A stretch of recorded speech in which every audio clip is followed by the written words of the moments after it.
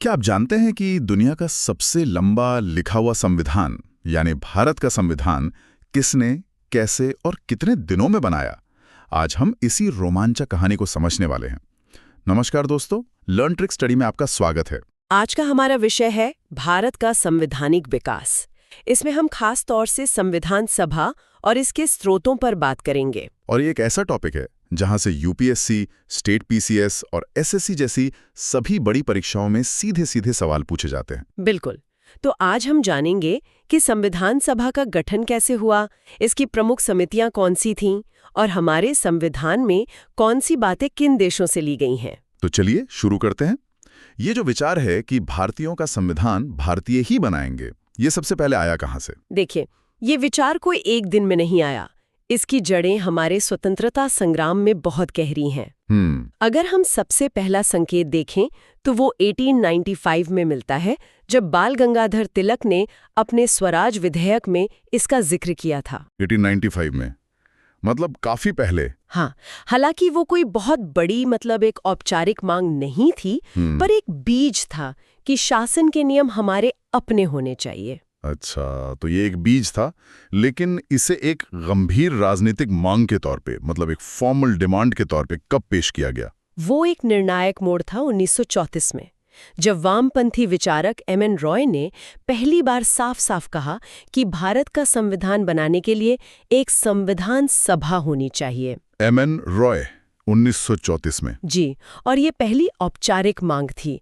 ये नाम और ये साल दोनों ही परीक्षाओं के लिए बहुत जरूरी हैं, क्योंकि यहीं से ये विचार राजनीतिक एजेंडे का हिस्सा बनना शुरू हुआ। और कांग्रेस, जो समय का सबसे बड़ा राजनीतिक दल थी, उसने इस विचार को कब अपनाया? ठीक अगले ही साल 1935 में भारतीय राष्ट्रीय कांग्रेस ने पहली बार आधिकारिक तौर पर संविधान सभा की मांग को अपने एजेंडे में शामिल कर लिया। तो अब ये एक मुख्य धारा की मांग बन चुकी थी। हाँ, बिल्कुल। 1895 में एक छोटा सा विचार, 1934 में एम.एन. रॉय की स्पष्ट मांग और 1935 तक ये स्वतंत्रता आंदोलन की एक मुख्य मांग थी। तो मांग तो रख दी गई, लेकिन उस समय की ब्रिटिश सरकार ने इसे आसानी से तो नहीं माना होगा। मुझे लगता है कि यहाँ से एक लंबा संघर्ष शुरू हुआ होगा। आपने सही कहा। यहाँ से कहानी में असफलताओं का एक दौर शुरू होता है। ब्रिटिश सरकार दूसरे विश्व युद्ध में फंसी हुई थी। उन्हें भारत का सहयोग चाहिए था। जी हाँ, और इसी दबाव में 1940 में आया अगस्त प्रस्ताव, जिसमें पहली बार ब्रिटिश सरकार ने माना कि हाँ, संविधान बनाना भारतीयों का अधिकार है। पर यह एक अधूरा वादा था जिसमें कई शर्तें थी। और इसके बाद 1942 का वो मशहूर क्रिप्स मिशन। हाँ, क्रिप्स मिशन एक बड़ा प्रयास था। स्टैफर्ड क्रिप्स एक प्रस्ताव लेकर आए जिसमें युद्ध के बाद भारत को डोमिनियन स्टेटस और एक संविधान सभा बनाने का वादा था। लेकिन इसमें भी कुछ पेच थे, है ना? हाँ, कई पेच थे। एक तो ये कि सारे वादे युद्ध के बाद के लिए थे, और दूसरा, इसमें रियासतों को अलग होने का विकल्प दिया गया था, जिससे भारत के कई टुकड़े होने का खतरा था। और यहीं पर गांधी जी ने वो अपनी मशहूर टिप्पणी की थी, पोस्ट डेटेड चेक। जी, उन्होंने इसे कहा था एक डूबते हुए बैंक का पोस्ट डेटेड चेक। मतलब एक तो वादा भविष्य का है और दूसरा वादा करने वाले पर ही भरोसा नहीं है। इसलिए कांग्रेस और मुस्लिम लीग दोनों ने इसे खारिज कर दिया। इसके बाद 1945 में वेविल प्लान आया, वो भी नाकाम रहा। तो ये लगातार असफलताएं, फिर आखिर वो कौन सी योजना थी जिसने इस गतिरोध को तोड़ा और संविधान सभा को एक हकीकत बनाया? वो निर्णायक मोड़ आया 1946 में। दूसरा विश्व युद्ध खत्म हो चुका था और तब भारत आई कैबिनेट मिशन योजना। Cabinet mission? जी, ये अब तक के सभी प्रस्तावों से अलग थी। इसने भारत के विभाजन की मांग को सीधे सीधे खारिज कर दिया और एक ऐसी संविधान सभा के गठन का खाका पेश किया जिसे लगभग सभी दलों ने स्वीकार कर लिया। अच्छा, तो इस मिशन में कौन कौन लोग थे? इसमें 3 ब्रिटिश कैबिनेट मंत्री थे, पैथिक लॉरेंस, स्टैफर्ड क्रिप्स और एवी अलेक्जेंडर। ओके। इनकी योजना की सबसे बड़ी बात ये थी कि इसने एक व्यवहारिक रास्ता सुझाया, और इसी योजना ने उस संविधान सभा को जन्म दिया जिसने हमारा संविधान बनाया। ये एक बहुत बड़ी कामयाबी थी। तो आखिरकार वो मंच तैयार हो गया। अब बात करते हैं उन लोगों की जिन्हें ये ऐतिहासिक काम करना था। ये जो संविधान सभा बनी, इसकी संरचना कैसी थी? इसमें कितने सदस्य थे? शुरुआत में जब योजना अविभाजित भारत के लिए बनी थी, तब कुल 389 सदस्य तय किए गए थे। 389? हाँ, लेकिन फिर देश का विभाजन हो गया और पाकिस्तान के हिस्से वाले सदस्य अलग हो गए, तो आज़ादी के बाद भारतीय संविधान सभा में सदस्यों की संख्या घटकर 299 रह गई। और इन 299 सदस्यों में से किस पार्टी के पास कितनी सीटें थीं? उस समय की सबसे बड़ी पार्टी कांग्रेस को 208 सीटें मिली और मुस्लिम लीग को 73। ओके। ये एक तरह से उस वक्त के भारत का एक राजनीतिक आईना था। ठीक है, तो सदस्य चुन लिए गए। अब आते हैं पहली बैठक पर। 9 दिसंबर 1946। क्या हुआ उस दिन? वो एक ऐतिहासिक दिन था, लेकिन मुस्लिम लीग ने बैठक का बहिष्कार किया था। फिर भी काम शुरू करना था, तो फ्रांसीसी परंपरा का पालन करते हुए सभा के सबसे वरिष्ठ सदस्य डॉक्टर सच्चिदानंद सिन्हा को अस्थायी अध्यक्ष चुना गया। अस्थायी अध्यक्ष? तो फिर स्थायी अध्यक्ष कौन बने? ठीक 2 दिन बाद 11 दिसंबर 1946 को डॉक्टर राजेंद्र प्रसाद को सर्वसम्मति से सभा का स्थायी अध्यक्ष चुन लिया गया।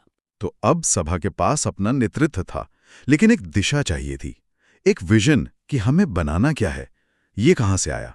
ये दिशा आई 13 दिसंबर 1946 को, जब जवाहरलाल नेहरू ने सभा के सामने उद्देश्य प्रस्ताव पेश किया। उद्देश्य प्रस्ताव? हाँ, ये सिर्फ एक प्रस्ताव नहीं था, ये होने वाले संविधान की आत्मा की घोषणा थी।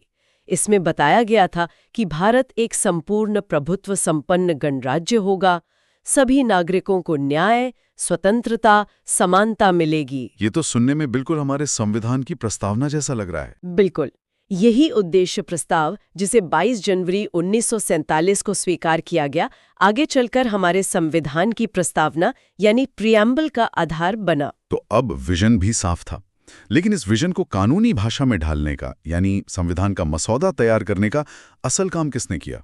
यहाँ डॉक्टर B.R. अम्बेडकर की भूमिका आती है। सही। संविधान बनाने के लिए कई समितियां बनी, लेकिन सबसे महत्वपूर्ण थी मसौदा समिति यानी ड्राफ्टिंग कमेटी।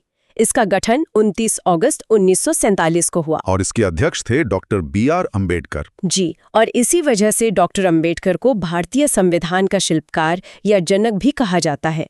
उन्होंने न सिर्फ मसौदा तैयार किया, बल्कि सभा में उस पर हुई हर बहस का जवाब दिया। और इस पूरी प्रक्रिया में कितना समय लगा? इसमें 2 साल 11 महीने और 18 दिन लगे। 2 साल 11 महीने 18 दिन, ये आंकड़ा तो याद रखने वाला है। हाँ, और उस समय इस पर लगभग 64 लाख रुपए का खर्च आया था। एक और दिलचस्प तथ्य है, सभा का जो प्रतीक था, मतलब जो सिंबल था, वो हाथी था। हाथी? ये तो बहुत कम लोगों को पता होगा। जी। तो अंत में 26 नवंबर 1949 को हमारा संविधान बनकर तैयार हो गया और उसे अपना लिया गया, लेकिन लागू 26 जनवरी 1950 को हुआ। इन 2 तारीखों के बीच का अंतर क्यों? ये एक ऐतिहासिक निर्णय था। 26 जनवरी का दिन हमारे स्वतंत्रता संग्राम में खास महत्व रखता था।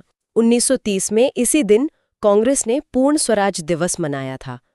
तो उस ऐतिहासिक दिन को यादगार बनाने के लिए 26 जनवरी 1950 का दिन चुना गया। और तभी से हम इसे गणतंत्र दिवस के रूप में मनाते हैं। बिल्कुल। चलिए अब इस कहानी के सबसे दिलचस्प हिस्से पर आते हैं, संविधान के स्रोत। अक्सर ये कहा जाता है कि हमारा संविधान उधार का थैला है। इसमें कितनी सच्चाई है? देखिए, ये कहना एक बहुत बड़ा सरलीकरण है।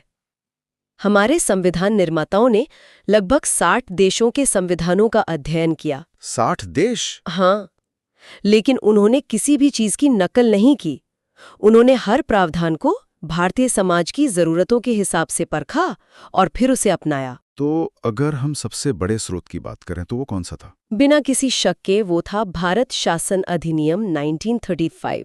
The government of India act of 1935। जी, हमारे संविधान का जो प्रशासनिक ढांचा है, जैसे संघीय व्यवस्था, राज्यपाल का पद, न्यायपालिका की संरचना, आपातकालीन प्रावधान, ये सब काफी हद तक इसी एक्ट से लिए गए हैं। तो ये एक तरह से हमारे संविधान की नींव का पत्थर था। बिल्कुल। और विदेशी संविधानों में सबसे पहले ब्रिटेन की बात करते हैं, जिनका हम पर 200 साल शासन रहा। ब्रिटेन से हमने अपनी राजनीतिक व्यवस्था का मूल सिद्धांत लिया, संसदीय प्रणाली, पार्लियामेंट्री सिस्टम। हाँ, यानी एक ऐसी व्यवस्था जहां सरकार संसद के प्रति जवाबदेह होती है।